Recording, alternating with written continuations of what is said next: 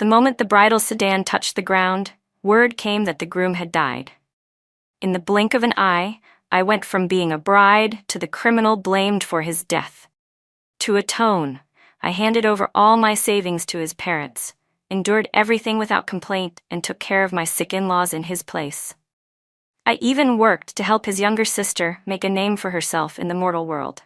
But on the very day I was diagnosed with late-stage cancer and died from overwork and exhaustion, I saw my husband, dead for years, accompanying his first love to a prenatal checkup. Like a lunatic, I rushed up to confront him. He pushed me away in disgust and said coldly, "I just didn't want to marry someone I didn't love, so I faked my death and ran. Is that wrong? Besides, the money you gave me to marry the woman I love, to take care of my parents, and to support my sister. That was all your choice. No one forced you." Rage surged through my chest, and I spat out a mouthful of blood. But he only shielded his first love protectively and carefully walked away. When I opened my eyes again, I was back in the bridal sedan. I don't know how long passed before I was jolted awake by the loud banging of gongs and drums. Everything around me was drenched in red. In that instant, I realized I had been reborn. Back to the day that changed everything. The day I became a widowed bride.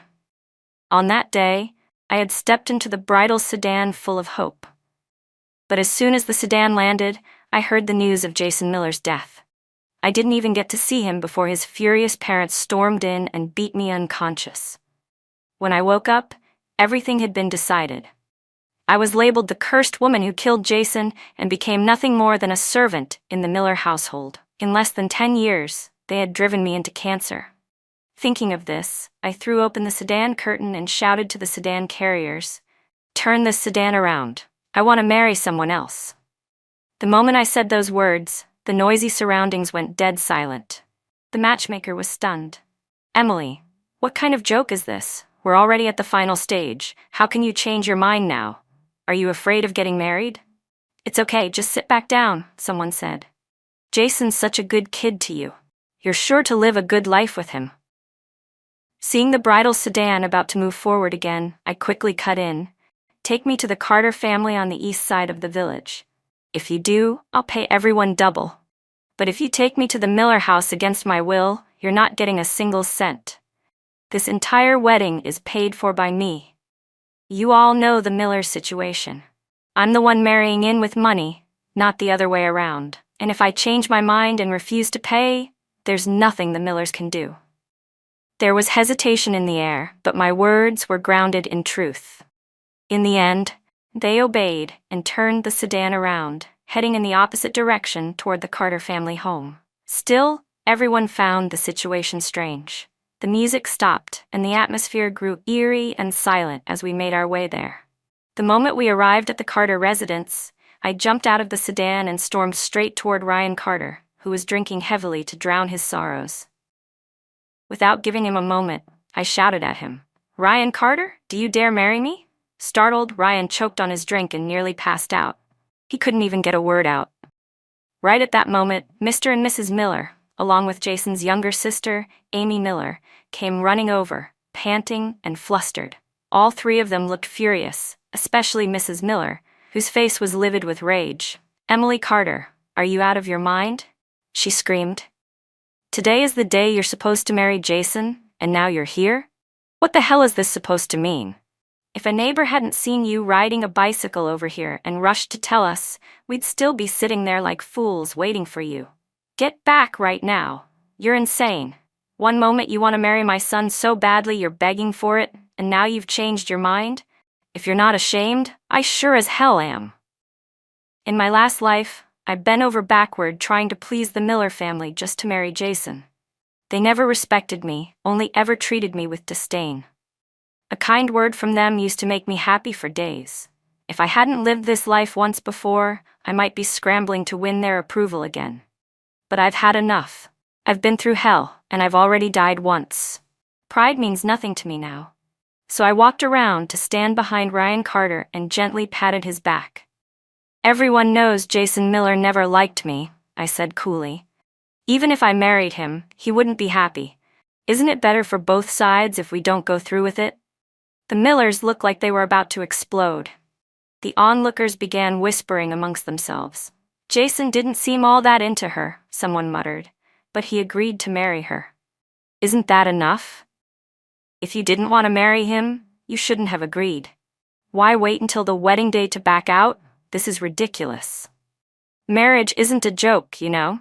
Her parents died young. If they were still around, they would never have let her pull something like this. I didn't get angry hearing all this. Instead, I felt calmer. What they said wasn't wrong. My parents passed away when I was young, and because of that, I longed for a real family more than anything. But the Millers never treated me like family. They never would have. Then Mrs. Miller cut in sharply. Don't forget, your parents' final wish before they passed was for you to marry Jason. Have you forgotten that?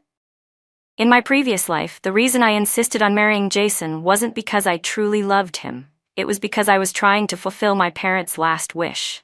I compromised in every way for that wish. But I forgot something important. If my parents could see me now, they'd want me to be happy. Mr. Miller sighed and said, I know you look down on our family because we're poor, but there's a saying, don't look down on a poor kid. Jason's got talent. He just needs a chance. If you support him, he'll definitely give you a good life. The moment Mr. Miller brought up money, the crowd got even more riled up. They looked at me like I was backing out of the marriage just because the Millers were poor. I let out a cold laugh. I kept quiet before out of respect for your family, but don't act like I don't know what's going on. You knew Jason didn't like me, yet you pushed this wedding forward anyway just to get my money. You even made me think Jason had feelings for me, but it's a new era now. Marriage is about freedom of choice. Jason Miller and I aren't married yet.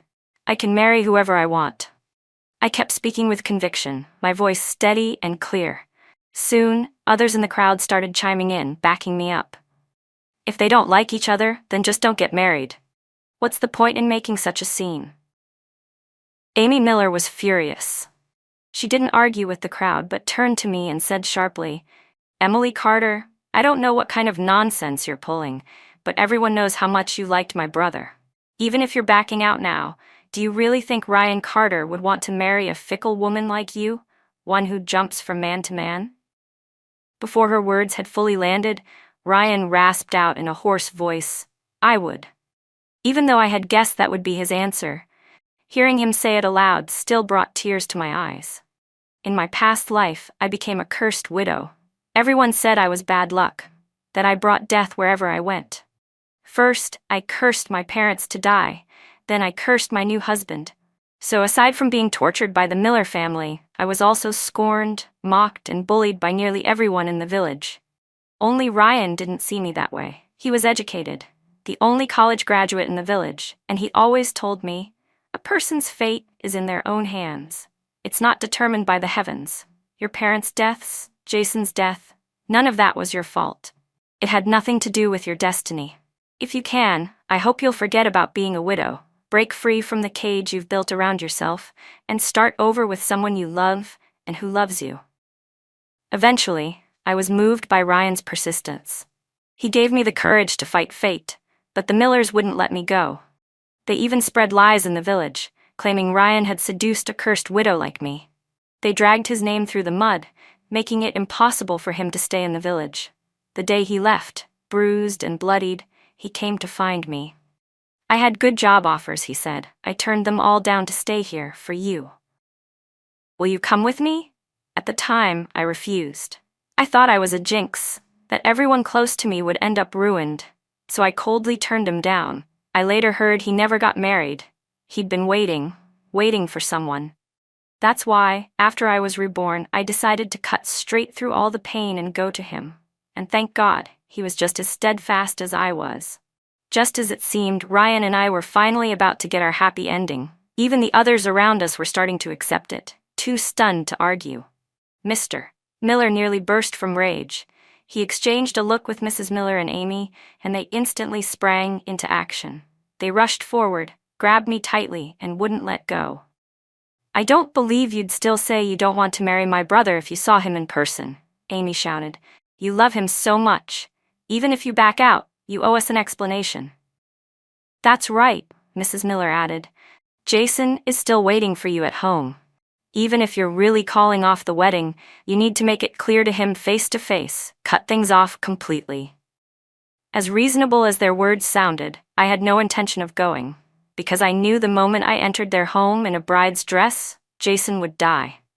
And if he died, I would still be labeled as the woman who cursed him to death. Nothing would change.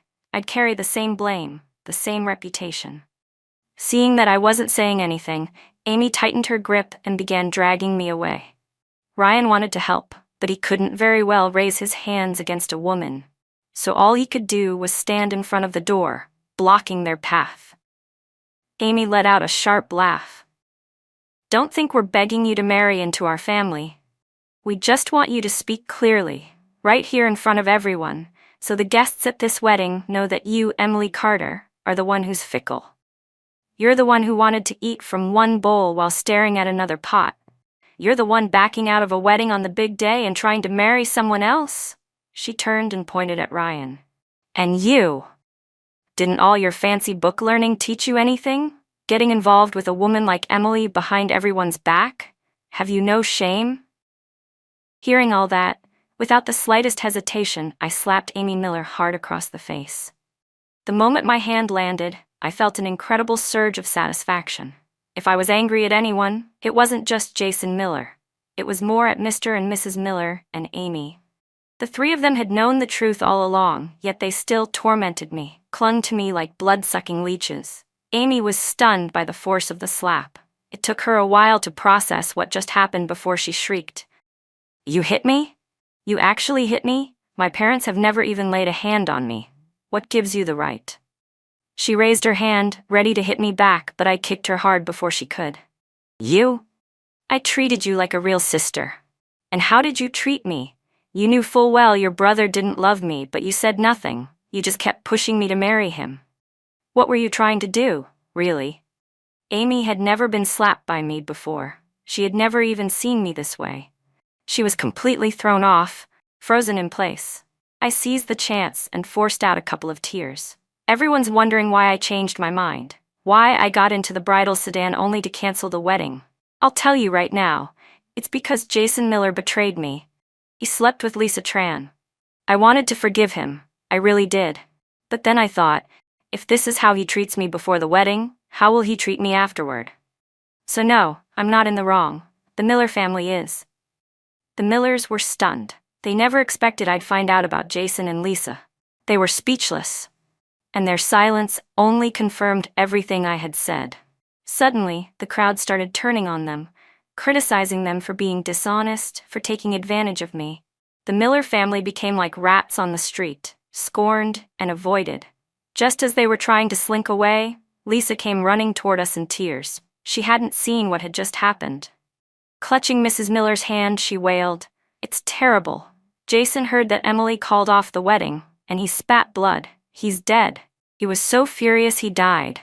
As those words landed, the entire crowd exploded, like cold water dropped into boiling oil. Oh my Carter actually angered Jason Miller to death. This has to be repaid with a life for a life. Honestly, it makes sense. What man could accept being jilted on his wedding day? That's too much. This wasn't just rage. It's like she cursed him. She's a walking disaster. First, her parents died when she was young. Now her groom's dead. Emily's cursed, I'm telling you. Lisa sobbed louder, clinging to Jason's mother. "Jason, you died so horribly." The crowd was getting louder and closer, surrounding me with growing hostility. Ryan Carter quickly stepped in front of me, shielding me with his arms spread wide. His voice was hoarse but firm as he shouted, "Everyone, stop! You can't keep feeding into this superstitious nonsense. Haven't you heard what the village chief said over and over? Fate? Destiny? Curses? That's all old feudal garbage. It shouldn't be believed, let alone spoken aloud." He turned to face them, his expression solemn. "Emily and I have always been clean. I've liked her for a long time, but I've always kept it to myself. We never crossed any lines. We never even held hands. There was no betrayal here. And Jason? He was a healthy young man. How could someone like him die from anger alone? Something's not right here. You all need to calm down." Ryan's words made perfect sense, but no one listened. Everyone just kept whispering that I was a curse, moving farther and farther away as if standing near me might contaminate them somehow. Mrs. Miller and Amy looked smug, triumphant. They stepped forward again and grabbed me. "You have to come back with us and atone," Mrs. Miller said sharply. "You need to kneel before Jason and apologize." Ryan tried to protect me, motioning for me not to go. But I gave him a reassuring look and said to everyone, "I'll go. I must go." This time I didn't sit in the bridal sedan. Instead, I walked, side by side with Ryan, leading the whole crowd back to the Miller home. The Miller house was still decked out with wedding decorations, the red banners and lanterns untouched. But there was no joy inside. All I could hear were waves of weeping and voices muttering things like, "What a tragic death," and "It's all that Emily Carter's fault. She has to pay for this." I pretended not to hear a thing and walked straight in. When the Miller family's relatives and friends saw that I actually had the nerve to show up, they all pointed at me and started cursing. "You still dare to come here? It's your fault Jason's dead. You're cursed. You'll be a widowed bride for life. From now on, in life, you belong to the Miller family, and in death, you'll be their ghost. What are you standing there for? Kneel down already." Of course, I didn't kneel. Instead, I pushed past the crowd, wanting to see Jason Miller myself. But Mr. and Mrs. Miller, Amy, and Lisa Tran quickly formed a human wall in front of the room, hand in hand. "You're not allowed near Jason. Even if he's dead, seeing you would disturb his soul. Kneel and apologize right now. If you hadn't gone crazy today and backed out, he wouldn't have died. Strip off his wedding suit and give him a proper beating. That way this cursed woman won't be able to hurt anyone again." "That's right. Beat her." The four of them blocked me tightly, insulting me as they did. I knew exactly what they were trying to do. Just like in my last life, they wanted to beat me unconscious and muddle through the funeral while I was still out cold. But I had no intention of letting that happen again. I pretended to kneel, then quickly turned around, grabbed a nearby lantern, and hurled it directly at Jason Miller's body. A series of panicked screams rang out as the lantern burst into flames on Jason's chest. The fire startled him awake, and he suddenly sprang up from the dead, tearing off his burning clothes and yelling wildly, "Help! Help! Emily Carter! Are you insane? Are you trying to burn me alive?" Jason cursed at me a few more times before realizing that his staged death had just been completely exposed. The entire crowd was frozen, stunned. Some people even collapsed to the ground, thinking they'd just witnessed a corpse rising from the dead. But no one was stupid. It didn't take long for everyone to realize Jason had never been dead at all. I ignored Jason's screaming and smiled calmly at the crowd. "Now, do you all understand why I refused to marry Jason Miller? He was cheating before the wedding. That was bad enough. But then he actually faked his own death to frame me and ruin my life. Everyone here knows what kind of person I am. I have a strong personality. If I really believed he'd died because of me, I probably would have gone mad with guilt and dropped dead myself beside him." The crowd was furious. "Jason, are you crazy? Faking your death like that? What the hell were you thinking? Emily's telling the truth, isn't she? What's going on between you and Lisa? What was the point of pretending to be dead? What were you trying to pull?" Jason hadn't expected me to uncover the truth like this. He was clearly flustered, but still tried to look justified as he approached me and snapped, "You're the reason for this. If you hadn't gone nuts and refused to marry me, would I have had to go this far? And you knew I wasn't dead. You still threw that lantern at me. You could have killed me. Do you realize that? You almost burned me alive." I didn't respond to Jason. I just took Ryan's hand and turned to the crowd. "I want everyone here to be a witness. I brought Jason Miller back to life today with my own hands. From this moment on, there is nothing between me and Jason Miller. And I'd advise everyone to be careful with people like the Millers. If you cross them, they might just fake their own death and try to drag you down with them."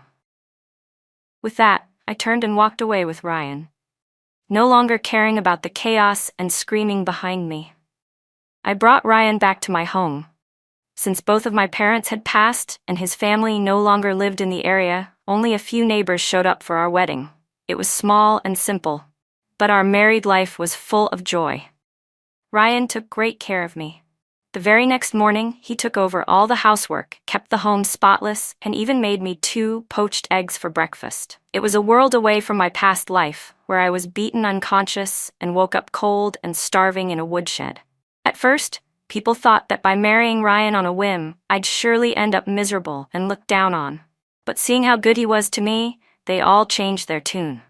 They said I had turned the bridal sedan at the last second and escaped a scumbag to find real love. As Ryan and I thrived, the Miller family didn't fare so well. Too many people had witnessed the scene that day. On top of that, I'd paid the matchmaker and sedan carriers double to speak on my behalf. They all shouted my story at the top of their lungs, turning my last-minute change of groom into a tale of me being forced by the Millers into a corner. With the entire crowd spreading that version, the Miller family became like the filth in a gutter, reviled and despised. They were basically reduced to rats on the street, hated by everyone. The factory manager, who had originally agreed to let Jason Miller return to work, began to hesitate.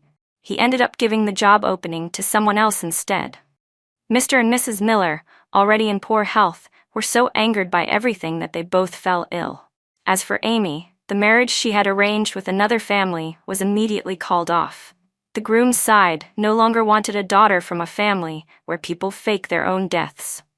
Even Lisa Tran became the subject of ridicule.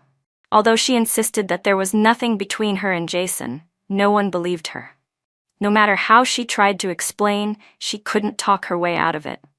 In the end, she had no choice but to hide at home, crying day after day. Some time passed like this. Jason thought I would eventually come back and apologize, but what he heard instead was news of me and Ryan Carter living harmoniously as a married couple, deeply in love. Left with no other option, he shamelessly showed up at my home. He picked a day when Ryan wasn't home. He'd gone out to exchange some coupons and buy clothes for me. And Jason came looking annoyed, staring at me as he said, "Do you have any idea how badly you ruined my whole family?" I nodded. "I know. But you all brought this on yourselves. If you had taken our relationship seriously, or better yet, if your entire family hadn't staged a fake death, things wouldn't have turned out like this." Jason was stunned. He had never seen me speak to him like this. In my past life, I was always meek in front of him. "You actually dare talk to me like that?" he asked, incredulous. "Is this because of what happened with Lisa?" "If you had a problem, fine. But did you have to blow it up like this? Because of you, Amy lost her engagement, I lost my job, and Lisa's name is in the gutter." I cut him off impatiently.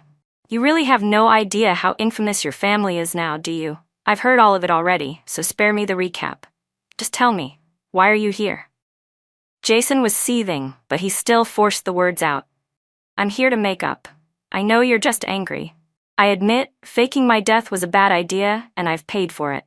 Isn't that enough? You've made your point." He paused, hesitated, then clenched his teeth and added, "I won't hold your thing with Ryan against you. Just come back to me. If you explain everything, maybe people will stop targeting me.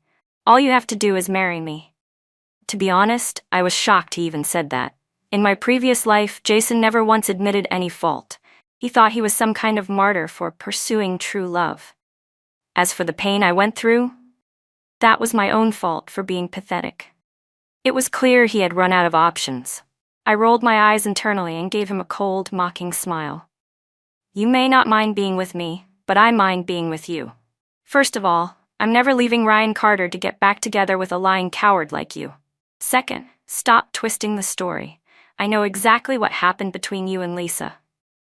She was already engaged to someone else, then suddenly turned up pregnant. You planned to run away with her, but didn't have the money. So you agreed to marry me, faked your death, and hoped I'd either kill myself from grief or become a widowed bride who'd care for your meddlesome parents. That was your plan." Jason hadn't expected me to know all of that. He didn't even think to lie. He blurted out, "How do you know that? None of us said anything." I narrowed my eyes, but of course I didn't tell him I'd been reborn. Instead, I sighed and said, "Who told me doesn't matter. You wouldn't believe me even if I did tell you. But think about it. Only 5 people knew. Your parents, your sister, Lisa, and you. Your parents were desperate to get my money. Amy just wanted another maid around the house. You wanted to run off with Lisa. None of the four of you would have told me. So who does that leave? Who secretly slipped me the message that you were only pretending to be dead? I fell silent after that and looked at Jason with meaningful calm. His face turned ghostly pale. After a long pause, he shook his head. No, I don't believe it. Lisa would never tell you that. It wouldn't do her any good. I didn't argue. I just gave him a small smile. What woman would want a man like you, someone who can't take responsibility for anything? Look at how you're treating me now. How could she possibly believe you wouldn't do the same to her someday? It's fine if you don't believe me, I said quietly, but I suggest you go talk to Lisa yourself. I heard Jason went to the hospital and came back looking pale as a ghost. Word is, he's been drinking brown sugar water with boiled eggs every day to recover. I also heard Lisa's engagement hasn't been canceled, and she's still set to get married next month. Jason didn't want to believe it, but he couldn't ignore it either.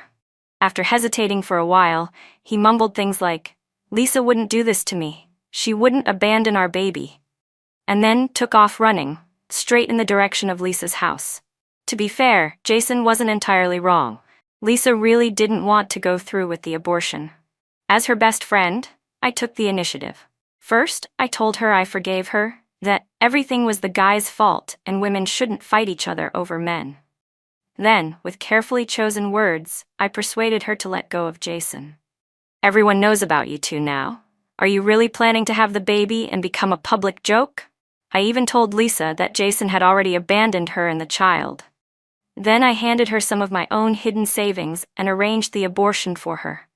So when Jason arrived, what he saw was a broken, devastated Lisa who had just lost her baby. I thought about it for a moment, closed my door, and decided to follow. There was no way I'd miss watching something this entertaining. I walked slowly, so I didn't catch Jason's confrontation with Lisa's family. By the time I got there, I only saw Jason being pinned to the ground and beaten by Lisa's relatives. They punched and kicked him until he vomited blood, then left him unconscious on the ground. No one cared. They slammed the door shut, like nothing had happened. Out of pure generosity, I sent someone to inform Mr. and Mrs. Miller. The two of them, acting half-crazed, rushed Jason to the hospital. But they couldn't afford the treatment. After getting kicked around trying to beg for help, they finally returned home, hoping to use their emergency savings, only to discover that Amy had stolen all their money and run off with a vagrant. The man she ran off with wasn't a good guy either. He'd sweet-talked her into it, but once the money ran out, Amy was likely in for a life worse than death. Originally, Amy had no plans to elope. But I went to see her ahead of time, and, with a mocking smile, I told her, "Didn't you hear? Your brother's been seriously injured and there's no money for treatment. Your parents already decided they're going to marry you off to an old man for money to save him. You're part of the Miller family, so this is your responsibility." That was the final push. Feeling cornered and hopeless, Amy chose to throw everything away and run off with the vagrant. Mr. and Mrs. Miller were furious, but helpless. Left with no options, they went to confront Lisa's family. After all, they were the ones who'd beaten Jason. Wasn't it only fair they pay for his hospital bills? But Lisa's family refused. "What beating? Don't make stuff up. We didn't touch anyone. Don't even think about getting money from us." Left with no other recourse, Mr. and Mrs. Miller shouted that they were calling the police. "I don't believe you can beat someone half to death and get away with it. This is your last chance. Pay for Jason's medical treatment and have Lisa come serve our family as compensation.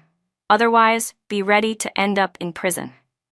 Hearing the word police, Lisa stepped out of the house, pale as a sheet. "Good," she snapped. "Go ahead and call the police. Perfect timing. I'll tell them exactly what Jason Miller did to me. I'll report him for sexual assault. Let's see if he survives that." The moment the word sexual assault left her mouth, Mr. and Mrs. Miller froze. That accusation wasn't a joke, and they knew exactly what had happened between Jason and Lisa. If the police got involved, Jason wouldn't be able to avoid the consequences. Seeing the two of them go completely silent, the onlookers started putting the pieces together. One by one, the villagers laughed and jeered. "You've got some nerve showing your faces here. Jason Miller's a scumbag. Getting beaten up was the least he deserved. One's a predator, The other ran off with a drifter. What kind of parenting is that? Good thing Emily didn't marry into that family. She really is a lucky woman to avoid such a cursed household. Hearing my name again seemed to remind Mr. and Mrs. Miller that I still existed. Forgetting all their pride, they turned and dropped to their knees right in front of me, sobbing and begging.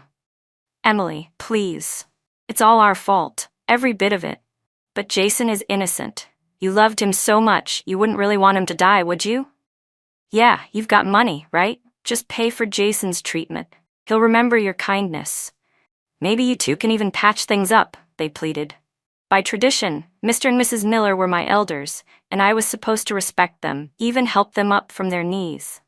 But all I could think of were the countless humiliations they made me suffer in my past life. Frankly, this was exactly what they deserved. So I didn't move. Instead, I looked down at them and said coldly, "You brought this on yourselves. If you really care, stop wasting time begging me and get to the hospital. You might miss seeing Jason while he's still alive. I've heard his condition is pretty serious." Realizing I wasn't going to help, they scrambled to their feet, sobbing as they rushed to the hospital, terrified they might arrive too late. Both of them were already in poor health. Under the sweltering sun, emotionally wrecked and physically drained, they collapsed from heart attacks before even reaching the hospital. No one was nearby, and by the time someone finally saw them, they were already gone. Ironically, Jason's injuries weren't even that serious, just superficial wounds that looked more dramatic than they really were. Within a few days, he woke up and was discharged. Only then did he find out that his parents were dead. His sister had run away, and he now owed a mountain of debt from his hospital bills. While he was spiraling into despair, I quietly went to visit his aunt and uncle. I said, if it weren't for Lisa Tran threatening your brother and dragging him into that fake death stunt, none of this would have happened. You have to hold her accountable.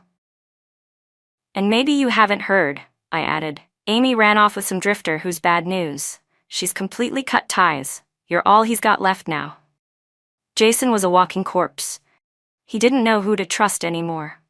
But when he heard that Lisa was getting married the very next day, he snapped. He screamed and bolted out the door. The next day, right in the middle of Lisa's wedding ceremony, Jason showed up out of nowhere. Holding a loudspeaker, he screamed into it for all to hear. Lisa Tran is trash. Anyone who marries her is cursed. Look at me. My life got ruined the moment I got involved with her. Gasps and murmurs rippled through the crowd. Lisa panicked and tried to explain, but her voice couldn't compete with the blaring loudspeaker. Desperate to shut him up, she lunged at him to grab it. A sharp scream rang out. The speaker cut off. Blood spilled through Lisa's fingers as she clutched her face. Jason had disfigured her. The wedding ended in disaster. Lisa was rushed to the hospital, but the medical care wasn't good enough to restore her face. The wound left behind a scar the size of a palm, shaped like a centipede, running across her cheek. The rest of her life would be spent bearing that mark. Her new husband divorced her soon after, not only because of her disfigurement, but because he found out she'd previously had an abortion. Jason was charged with intentional injury and sent to prison. 6 months later, Ryan got a job in the city and was ready to take me away from this village full of painful memories. Before we left, I took the time to visit Jason one last time. He was shockingly thin, almost unrecognizable. When he saw me, it took a moment before he could place my face. Then he started muttering, "It wasn't my fault. Lisa deserved it. Emily, help me. I'm innocent. I'm the victim." I smiled. "Innocent? You're far from innocent. Lisa didn't do anything. Everything that happened, I planned it all." Jason's eyes widened in horror. "What did you say?" "I wasn't there to be vague. I laid it all out. I'm the one who convinced Lisa to get the abortion. I'm the one who provoked you into crashing her wedding. I'm the one who made Amy believe your family was going to sell her off, so she ran away with that loser. And I'm the one who pushed your parents into such a frenzy they dropped dead of heart attacks. Every single thing. I did it all. And I did it because you deserved it."